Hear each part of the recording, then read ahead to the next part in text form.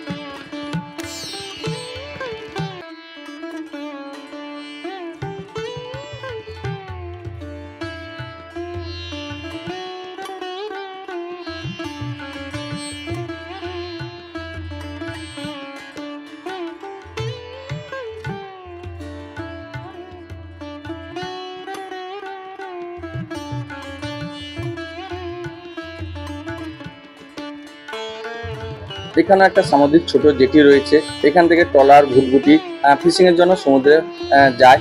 তো দেখতে পাচ্ছ অনেক ট্রলার বা ভুটভুটি এখানে দাঁড়িয়ে রয়েছে, এটাও একটা জেটির মতন। তো সামনে রয়েছে সমুদ্র, এটা একটা তোমার খালের মতন রয়েছে। তো কথা বলতে বলতে পৌঁছে গেলাম এখন সেই ভূষণ্ডেশ্বর মন্দিরের একদম সামনে। এটা হচ্ছে পার্কিং জোন, এখানে কিন্তু তোমরা বাইক পার্কিং করতে পারো, বা অটো টোটো বা রিজার্ভ করে যদি গাড়ি বা প্রাইভেট কার নিয়ে আসো তাহলে এখানে পার্কিং করতে পারো। তো আমরা বিকালবেলা যখন এসেছিলাম তখন একটু মেঘলা ওয়েদার, বৃষ্টিও হয়ে গেছে, দোকানপাট খুব একটা খুলেনি। কিন্তু এখানে যে দোকানগুলো বসছে এখান থেকে তোমরা পূজার সামগ্রিক নিয়ে এখানে মন্দিরে পুজো দিতে পারো। তো সেই সমস্ত স্টল এখানে রয়েছে, পুজোর ডালা পাওয়া যায়, এখান থেকে পুজোর ডালা নিয়ে গিয়ে তোমরা মন্দিরে পুজো দিতে পারো, বা কেউ ঘর থেকেও নিয়ে এসে এখানে পুজো দিতে পারো। তো এখানে দেখো পার্কিং জোনটা দেখতে পাচ্ছ বন্ধুরা, এখানে কিন্তু তোমার এখান থেকেও গাড়ি নিয়ে আবার চন্দনেশ্বর মন্দিরে যেতে পারো বা দীঘা ঘুরতে যেতে পারো। তো চলো এখন মন্দিরের কাছাকাছি যাই।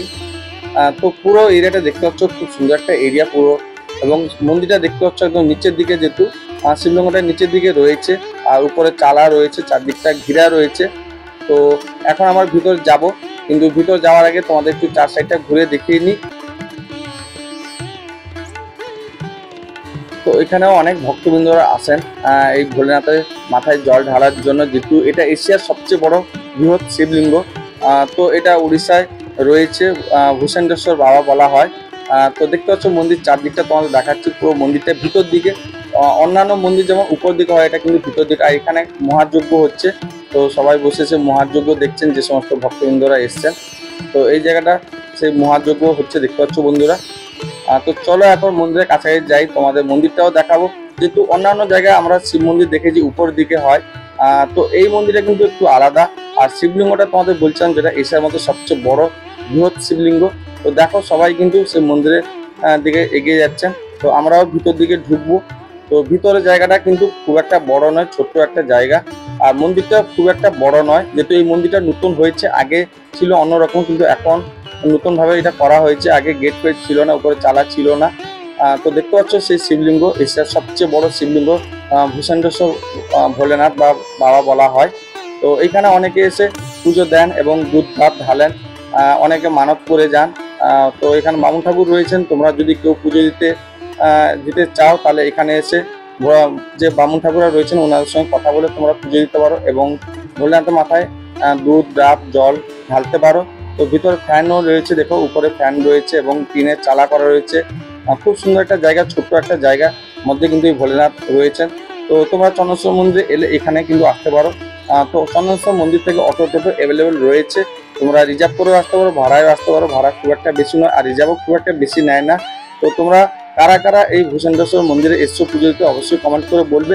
আর যারা আসেনি তোমাদের বলবো অবশ্যই কিন্তু একবার এলেও ঘুরে যেও। তো চলো বন্ধুরা, আজকে ব্লগটা এখানে শেষ করলাম।